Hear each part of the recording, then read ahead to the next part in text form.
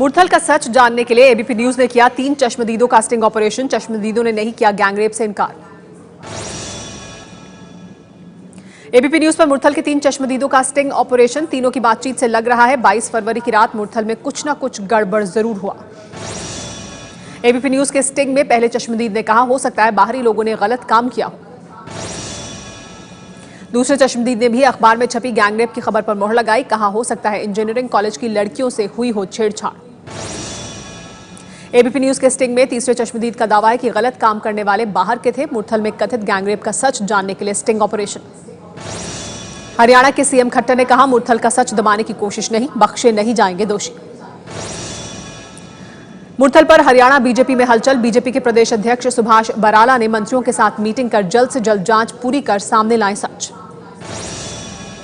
हरियाणा के मुरथल में जाट आंदोलन के दौरान 10 महिलाओं से कथित गैंगरेप की जांच करेंगे हरियाणा के डीजीपी। कल हाईकोर्ट ने लगाई थी खट्टर सरकार को फटकार। हरियाणा के मुरथल में हाईवे के किनारे महिलाओं के जो कपड़े कल तक थे अब आज वो वहां नहीं दिखे। मौके का फोरेंसिक टीम ने किया मुआयना। कपड़े जांच के लिए ले गई थी। मुरथल में कथित गैंगरेप की घटना पर डीएसपी ने कहा ढाबे और आसपास लगे हाई क्वालिटी सीसीटीवी कैमरे में महिलाएं और दूसरे लोग भागते दिख रहे हैं, लेकिन किसी महिला के कपड़े फटे नहीं हैं। मुरथल के कथित गैंगरेप के पीड़ितों को अपनी शिकायत दर्ज कराने के लिए हेल्पलाइन नंबर जारी किए गए हैं। मोबाइल नंबर है 8053882004। इस नंबर पर व्हाट्सएप भी कर सकते हैं। इसके साथ लैंडलाइन नंबर भी जारी किया गया है 1302222903। ईमेल भी जारी किया गया है sonipat.sahayog@gmail.com। हरियाणा के डीजीपी वाईपी सिंघल ने कहा मुरथल में गैंगरेप जैसी घटना नहीं, अब तक कोई पीड़ित सामने नहीं आया। हरियाणा के डीजीपी ने कहा मुरथल में कथित गैंगरेप से जुड़ी कोई भी जानकारी 3 महिला अफसरों को दी जा सकती है। तीनों के फोन नंबर भी जारी किए गए। मुरथल में गैंगरेप जैसी घटना से जुड़ी जानकारी हरियाणा पुलिस की डीआईजी राजश्री सिंह को phone number 9729995000, DSP Bharti Dabas को 8053882302 या डीएसपी सुरेंद्र कौर को फोन नंबर 9729990760 पर दे सकते हैं। जाट आंदोलन के दौरान सोनीपत और मुरथल में तैनात रही सीआरपीएफ ने भी गैंगरेप जैसी किसी घटना की जानकारी से इनकार किया है। मुरथल में कई साल से ढाबा चला रहे सुखदेव ढाबा के मालिक अमरीक सिंह ने एबीपी न्यूज से बातचीत में कहा कि गैंगरेप जैसी कोई घटना नहीं हुई। जाट नेताओं ने मुरथल गैंगरेप की खबर उन्हें बदनाम करने की कोशिश, किसी ने साजिश के तहत फेंक दिए होंगे खेतों में महिलाओं के कपड़े। एबीपी न्यूज की राय है कि जाट आंदोलन के दौरान मुरथल में अगर गैंगरेप हुआ है तो ये घटना बेहद शर्मनाक है। मुरथल गैंगरेप में हरियाणा सरकार जांच में ढिलाई बरत रही है, ये बेहद शर्मनाक है। जल्द से जल्द जांच हो और सच्चाई सामने आए। हरियाणा में महिलाओं की सुरक्षा का वादा कर ही बीजेपी सरकार में आई थी, बीजेपी अपना वादा ना भूले। हरियाणा के डीजीपी वाईपी सिंघल ने कहा जाट आंदोलन के दौरान 30 लोगों की मौत हुई। गुड़गांव में 9वीं क्लास की छात्रा के साथ 12वीं क्लास के लड़कों ने किया गैंगरेप। कार से छात्रा को मानेसर ले जाकर गैंगरेप का आरोप, 4 आरोपी छात्र गिरफ्तार। राज्यसभा में मायावती ने कहा रोहित वेमुला केस में स्मृति ईरानी की दलीलों से सहमत नहीं, अब सिर कलम करने का वादा पूरा करें। मायावती के आज के बयान पर शिक्षा मंत्री स्मृति ईरानी ने कहा आप बीएसपी के कार्यकर्ताओं को भेज दें और मेरा सिर ले जाएं। परसों राज्यसभा में रोहित वेमुला के मुद्दे पर स्मृति और मायावती में तीखी बहस हुई थी। स्मृति ने कहा था मायावती उनकी दलीलों से सहमत ना हुई तो वो सिर कलम कर उनके चरणों में रख देंगी। महिषासुर शहादत कार्यक्रम में जाने वाले बीजेपी सांसद उदित राज ने महिषासुर को दलितों का पूर्वज बताते हुए हीरो कहा, बीजेपी बयान से सहमत नहीं। राज्यसभा में देवी दुर्गा पर आपत्तिजनक पर्चा पढ़ने पर विपक्ष ने शिक्षा मंत्री स्मृति ईरानी से माफी मांगने को कहा। स्मृति बोली पर्चे में सरकार की भाषा नहीं। रोहित वेमुला खुदकुशी केस में स्मृति ईरानी के दावे पर उठे सवाल। यूनिवर्सिटी की डॉक्टर ने कहा खुदकुशी के बाद रोहित को देखा था। स्मृति ने कहा था किसी डॉक्टर ने नहीं देखा था। रोहित वेमुला की मां ने दिल्ली में प्रेस कॉन्फ्रेंस कर कहा संसद में स्मृति ईरानी ने रोहित पर 5 झूठ बोले, उन्हें मंत्रिमंडल से हटाया जाए। हैदराबाद यूनिवर्सिटी के खुदकुशी करने वाले छात्र रोहित वेमुला पर तेलंगाना पुलिस ने हाईकोर्ट में दाखिल रिपोर्ट में रोहित दलित नहीं था, वडेरा नाम की पिछड़ी जाति से था कहा। राज्यसभा में हंगामे पर भड़के उपसभापति पीजे कुरियन, कहा 5 लोग चिल्लाकर दूसरों की आवाज दबा रहे हैं, क्या ये लोकतंत्र है। लोकसभा स्पीकर सुमित्रा महाजन ने दिया सांसदों को लंच। बीजेपी कांग्रेस समेत कई पार्टियों के सांसद पहुंचे। बजट के पहले वित्त मंत्री अरुण जेटली ने लोकसभा में पेश किया आर्थिक सर्वेक्षण। अनुमानित आंकड़ों में ठीक दिख रही है देश की आर्थिक सेहत। आर्थिक सर्वेक्षण में वित्त मंत्री ने सरकार को दी सब्सिडी वाले सिलेंडरों की संख्या 12 से घटाकर 10 करने की सलाह। आर्थिक सर्वेक्षण के मुताबिक 2016-17 में विकास दर 7.75% रहने का अनुमान। मौजूदा कारोबारी साल में यह दर 7.6%। आर्थिक सर्वेक्षण में जो आंकड़े पेश किए गए हैं उनसे लगता है कि अगले साल महंगाई काबू में रहेगी। खुदरा महंगाई दर 4 से 4.5% रहने का अनुमान। आर्थिक सर्वेक्षण की माने तो इस बार वित्तीय घाटा 3.9% के बजटीय अनुमान के मुताबिक ही रह सकता है, लेकिन अगले वित्त वर्ष के दौरान इसे कम करना बड़ी चुनौती। आर्थिक सर्वे में कहा गया है कि 7वें वेतन आयोग की वजह से महंगाई पर बहुत ही मामूली असर पड़ेगा। 7वें वेतन आयोग के लिए बजट में करना है 1 लाख करोड़ से ज्यादा का इंतजाम। आर्थिक सर्वेक्षण में बताया गया है कि मेक इन इंडिया और स्टार्टअप इंडिया कार्यक्रम 2016-17 में रफ्तार पकड़ेंगे, जिससे आएंगी लाखों नई नौकरियां। आर्थिक सर्वेक्षण पेश करते हुए वित्त मंत्री अरुण जेटली ने यह भी कहा, दुनिया भर में मंदी है, भारत इसके असर से बच नहीं सकता। सरकार के मुख्य आर्थिक सलाहकार अरविंद सुब्रमण्यम ने कहा, अगले 2 से 5 साल में देश की विकास दर 8 से 10% रहेगी। शेयर बाजार ने किया आर्थिक सर्वेक्षण का स्वागत। सेंसेक्स 178 अंक चढ़कर 23,154 पर बंद हुआ। निफ्टी भी 59 अंक चढ़ा। सरकार आर्थिक सर्वेक्षण में अच्छे दिन आने के संकेत दे रही है, लेकिन आज डॉलर के मुकाबले रुपए की हालत बेहद खराब। $1 की कीमत 68 रुपए 85 पैसे तक गिरी। जेएनयू छात्र संघ के अध्यक्ष कन्हैया और अनिर्बान भट्टाचार्य से दिल्ली के आरके पुरम थाने में आमने सामने बिठाकर पूछताछ। फिर तिहाड़ भेजा गया कन्हैया। जेएनयू छात्र संघ अध्यक्ष कन्हैया को पेशी के दौरान 15 और 17 फरवरी को कोर्ट में मारपीट पर सुप्रीम कोर्ट ने 3 वकीलों को नोटिस जारी किया। 4 मार्च को अगली सुनवाई। जम्मू कश्मीर के श्रीनगर में हुर्रियत ने देशद्रोह के आरोपी उमर खालिद की रिहाई की मांग पर प्रदर्शन किया। पूर्व वित्त मंत्री पी चिदम्बरम ने अपनी किताब रिलीज के मौके पर कहा, राजा को आलोचना सुनने की आदत होनी चाहिए। बिना नाम लिए प्रधानमंत्री मोदी पर निशाना। जेएनयू विवाद पर चिदम्बरम ने कहा, यूनिवर्सिटी सोचने समझने की जगह है, ये कोई मठ नहीं। यूनिवर्सिटी में अपना भला बुरा जानते हैं छात्र। कांग्रेस नेता दिग्विजय सिंह के खिलाफ भोपाल की जिला अदालत से गिरफ्तारी वारंट जारी। सीएम रहने के दौरान फर्जी नियुक्तियों के केस में पेश न होने पर वारंट। एसपीजी से इजाजत न मिलने पर पूर्व प्रधानमंत्री मनमोहन सिंह का कल का अहमदाबाद गांधीनगर दौरा रद्द। कांग्रेस का आरोप, कल ही अमित शाह के दौरे की वजह से रद्द कराया गया मनमोहन का दौरा। सुप्रीम कोर्ट ने अयोध्या विवाद में बीजेपी नेता सुब्रमण्यम स्वामी को भी पक्ष बनने की इजाजत दी। स्वामी का दावा है कि राम मंदिर को तोड़कर बनाई गई थी बाबरी मस्जिद। दिल्ली की अदालत ने प्रधानमंत्री मोदी को मनोरोगी कहने के केजरीवाल के बयान को अवमानना माना। दिल्ली के प्रिंसिपल सेक्रेटरी राजेंद्र कुमार पर छापे के दौरान बोले थे केजरीवाल।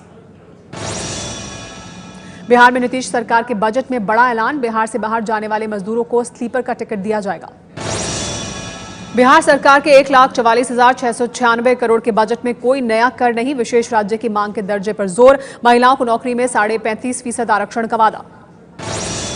रेल राज्य मंत्री मनोज सिन्हा ने राज्यसभा में कहा, ट्रेन में मिलने वाला कंबल 2 महीने में एक बार धुलता है। नेपाल में फिर एक छोटा विमान हादसे का शिकार। विमान के कैप्टन और को पायलट की मौत, बाकी यात्री बुरी तरह घायल। 2 साल का बच्चा सुरक्षित बचा। पंजाब के 5 दिनों के दौरे पर गए दिल्ली के मुख्यमंत्री अरविंद केजरीवाल को भटिंडा में बीजेपी कार्यकर्ताओं ने दिखाए काले झंडे। अबोहर में अकाली दल ने काले झंडे दिखाए। पंजाब में अगले साल विधानसभा चुनाव होने हैं। केजरीवाल आम आदमी पार्टी को मजबूत करने और अभी से प्रचार प्रसार करने के लिए पंजाब के दौरे पर गए हैं। अमृतसर में बीजेपी कार्यकर्ताओं ने राहुल गांधी के खिलाफ पोस्टर लगाकर किया प्रदर्शन। पोस्टर पर लिखा, राहुल क्यों बोल रहे हैं हाफिज सईद के बोल।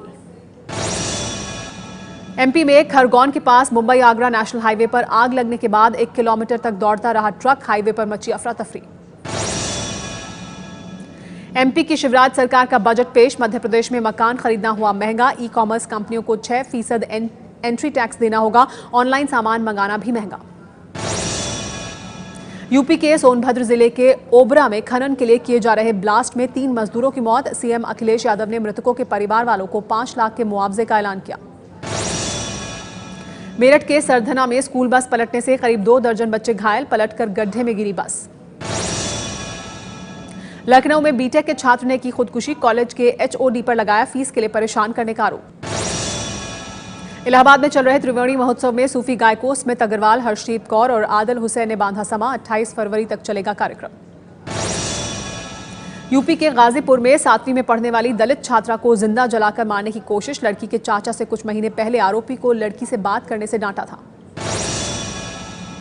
कानपुर में फ्रीडम 251 मोबाइल के रिंगिंग बेल्स कंपनी के 4 डायरेक्टर्स पर धोखाधड़ी और तिरंगे के अपमान का केस दर्ज। मुंबई के पास पालघर में आज सुबह लोकल ट्रेन और गोल्डन टेम्पल एक्सप्रेस की टक्कर होते होते बची। रेलवे ने बनाई लापरवाही तय करने के लिए जांच कमेटी। मुंबई में चर्चगेट विरार लोकल में गुंडागर्दी की एक और तस्वीर सामने आई। 10 से 12 लोगों का ग्रुप दरवाजे पर खड़ा होकर दूसरों को घुसने नहीं देता। मुंबई से सटे ठाणे में गुंडागर्दी। एक पूर्व शिव सैनिक शशिकांत गणपत कालगुड़े ने महिला पुलिस कांस्टेबल सीमा काले को बुरी तरह पीटा। पुणे में छात्रा से गैंगरेप और लूटपाट। 24 फरवरी की घटना। हनुमान टेकड़ी से छात्रा को अगवा कर गैंगरेप का आरोप। एक आरोपी को हिरासत में लिया गया। शिरडी में साईं बाबा के दर्शन के लिए अब श्रद्धालुओं को दोगुनी फीस चुकानी होगी। 1 मार्च से पेड दर्शन 200 रुपए में, आरती 500 रुपए के बजाय 600 रुपए में होगी। जम्मू कश्मीर जाने वालों को जम्मू में एंट्री के वक्त ही राज्य की ट्रैफिक पुलिस वाहन से जुड़े कागजात की जांच कर एक स्टिकर देगी, जिसके बाद जगह जगह ट्रैफिक जांच से छुटकारा मिलेगा। हिमाचल प्रदेश के सोलन में खाई में गिरी बस, 7 यात्रियों की मौत, 26 जख्मी। बस में सवार थे 45 यात्री।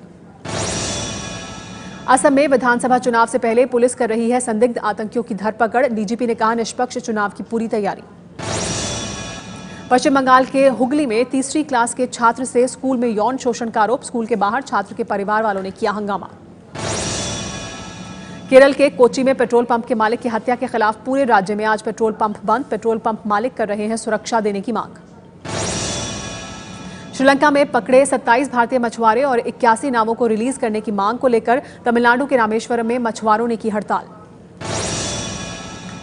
तमिलनाडु के कोयम्बटूर में जयललिता की पार्टी एआईएडीएमके और करुणानिधि की पार्टी डीएमके के कार्यकर्ताओं के बीच झड़प। नगर निगम की बैठक में झड़प हुई। पाकिस्तान के ऑलराउंडर शाहिद आफरीदी ने कहा लगातार होनी चाहिए भारत पाकिस्तान सीरीज। कहा हमारी सरकार हमेशा तैयार। शाहिद आफरीदी ने कहा भारत के पास भले ही मजबूत बल्लेबाजी हो, लेकिन पाकिस्तान के पास भी अच्छे तेज गेंदबाज हैं जो भारतीय बल्लेबाजों को आउट करने में सक्षम हैं। T20 एशिया कप में कल बांग्लादेश के मीरपुर में भारत और पाकिस्तान की टक्कर होगी। कल शाम 7:30 बजे से शुरू होगा मुकाबला। पाकिस्तान से होने वाले मुकाबले से पहले बल्लेबाज रोहित शर्मा ने कहा पाकिस्तान की गेंदबाजी अच्छी है, हमें आक्रामक होने के साथ संभल कर खेलने की जरूरत। महेंद्र सिंह धोनी ने लगातार दूसरे दिन नहीं किया अभ्यास। नेट पर प्रैक्टिस करने की बजाय पीठ में खिंचाव की परेशानी से निजात पाने के लिए स्विमिंग पूल में धोनी वाटर थेरेपी का सहारा ले रहे हैं। दुनिया का सबसे सस्ता स्मार्टफोन बनाने वाली कंपनी रिंगिंग बेल्स ने कहा है कि वो फ्रीडम 251 की डिलीवरी करने के बाद ही पेमेंट लेगी। रिंगिंग बेल्स ने कहा है कि वो पहले रजिस्ट्रेशन कराने वाले 25 लाख लोगों को पहले डिलीवरी देगी। अभी तक लिए हैं सिर्फ 30,000 लोगों से पैसे। कांग्रेस सांसद प्रमोद तिवारी ने कहा 251 में फोन देने की योजना में घोटाला। फोन के लॉन्च में बीजेपी नेताओं के शामिल होने पर कहा घोटाले में बीजेपी नेता भी शामिल। चीन की कंपनी वीवो 1 मार्च को दुनिया का पहला 6 GB वाला स्मार्टफोन वीवो एक्सप्ले 5 लॉन्च करेगी। Xiaomi ने कहा है कि वो अपना नया स्मार्टफोन Mi5 जल्द ही ब्राजील, भारत, मलेशिया और इंडोनेशिया में लॉन्च करेगी। कंपनी ने इसे 2 दिन पहले ही चीन में लॉन्च किया है। भारतीय कंपनी लावा ने अपना 2-in-1 लैपटॉप टैबलेट लॉन्च किया। सिंगल सिम को सपोर्ट करने वाली ये डिवाइस विंडोज 10 ऑपरेटिंग सिस्टम पर काम करेगी। लावा ने अपने 2-in-1 लैपटॉप की कीमत 15,999 रुपए रखी है। इसे खासतौर पर छात्रों के लिए बनाया गया है। मोटोरोला का स्मार्टफोन मोटो एक्स फोर्स अब भारत में 400 रिटेल स्टोर पर भी मिलेगा। अभी तक ये सिर्फ अमेजॉन, स्नैपडील और फ्लिपकार्ट पर ही मिल रहा था। निर्देशक सिद्धार्थ आनंद की एक्शन फिल्म बैंग बैंग की शूटिंग गर्मियों में शुरू करेंगे अभिनेता संजय दत्त। संजय दत्त कल ही जेल से रिहा हुए हैं। कल सजा काटकर जेल से घर पहुंचे संजय दत्त को बधाइयां देने का दौर जारी। संजय दत्त से मिलने उनके घर पहुंचे विधु विनोद चोपड़ा, शक्ति कपूर जैसे सितारे। अभिनेत्री करीना कपूर ने साफ किया है कि वो संजय दत्त की जिंदगी पर बन रही फिल्म का हिस्सा नहीं है। उन्हें अभी तक ऐसा कोई प्रस्ताव नहीं मिला है। प्रियंका चोपड़ा की पहली बॉलीवुड फिल्म बेवॉच अगले साल 19 मई को रिलीज होगी। फिल्म में प्रियंका के अलावा जैक एफ्रॉन, अलेक्जेंडर डेड्रियो और जॉनसन लीड रोल में हैं। फिल्म नीरजा लगातार अच्छा कारोबार कर रही है। फिल्म ने गुरुवार को 3 करोड़ 6 लाख रुपए का कारोबार किया। फिल्म अब तक 35 करोड़ से ज्यादा कमा चुकी है।